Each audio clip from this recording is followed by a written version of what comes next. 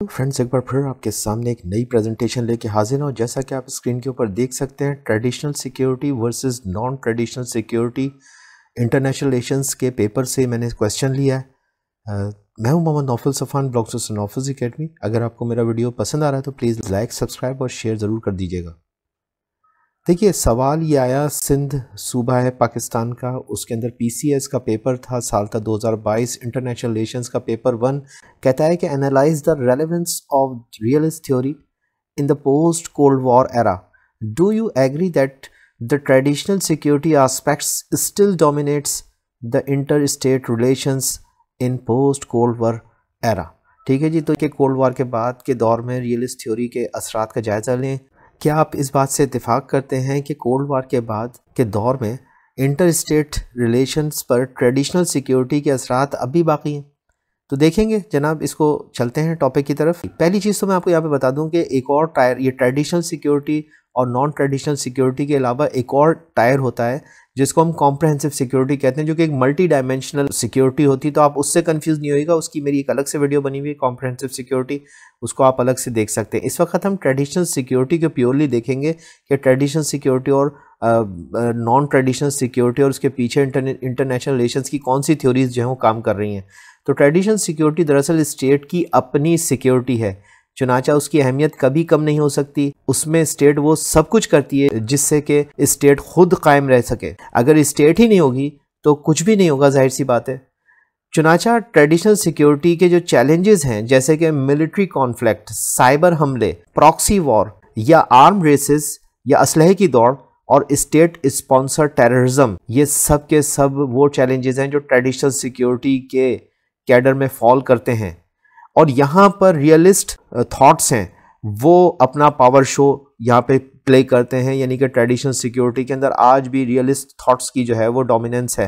Inter state system के अंदर आज भी रियलिस्ट थॉट्स उतने ही रेलेवेंट हैं जितने के कोल्ड वॉर से पहले या 1990 से पहले थे। लेकिन याद रखिएगा कि इंटर स्टेट सिस्टम के अंदर अब जो नई एंट्री है वो लिबरल डेमोक्रेसी के हवाले से है कि लिबरल डेमोक्रेसी का जो प्रेवलेंस है वो बढ़ता जा रहा है और वो कहीं ना कहीं जो रियलिस्ट थॉट्स है उनका रास्ता कहीं ना कहीं रोक रहा है, उसको हैंडीकैप कर रहा है। ठीक है जी, नॉन ट्रेडिशनल सिक्योरिटी को देख लेते हैं।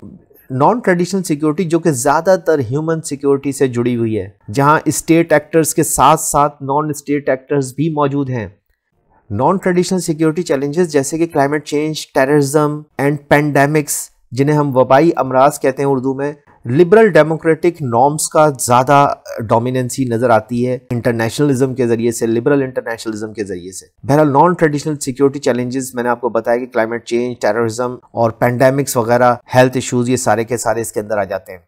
अगर हम इस पूरे के पूरे क्वेश्चन का समराइज्ड आंसर दें तो हम कह सकते हैं कि रियलिस्ट थ्योरी कोल्ड वॉर के बाद के दौर में अपना पावर प्ले कर रही है और रियासतों को पावर की आज भी ज़रूरत है और आज भी अहमियत रखती है। ट्रेडिशनल सिक्योरिटी की अहमियत स्टिल बरकरार है इस नए इंटरस्टेट सिस्टम के अंदर, जहां नए प्लेयर्स की एंट्री हुई है, जैसे कि ग्लोबलाइजेशन का फैलाव, लिबरल डेमोक्रेसी के उसूलों का फैलाव, मगर साथ ही रियलिस्ट थ्योरी की पॉपुलैरिटी भी बरकरार है। ये सब मिलकर इंटर स्टेट रिलेशन को शेप दे रहे हैं। मगर अब ट्रेडिशनल सिक्योरिटी की जरूरत कोल्ड वॉर के बाद इंटर स्टेट रिलेशंस पर कुछ खास असरअंदाज होती नहीं दिखाई दे रही। नॉन ट्रेडिशनल सिक्योरिटी चैलेंजेस जैसे कि आप जानते हैं कि मौसमियाती तब्दीली, जिसको हम क्लाइमेट चेंज कहते हैं, दहशतगर्दी यानी कि टेररिज्म और पेंडेमिक्स जिन्हें हम वबाई अमराज कह सकते हैं, और खास तौर पे कोरोना की एंट्री के बाद 21st सेंचुरी में नॉन ट्रेडिशनल चैलेंजेस ने बहुत ज्यादा अहमियत पाई है।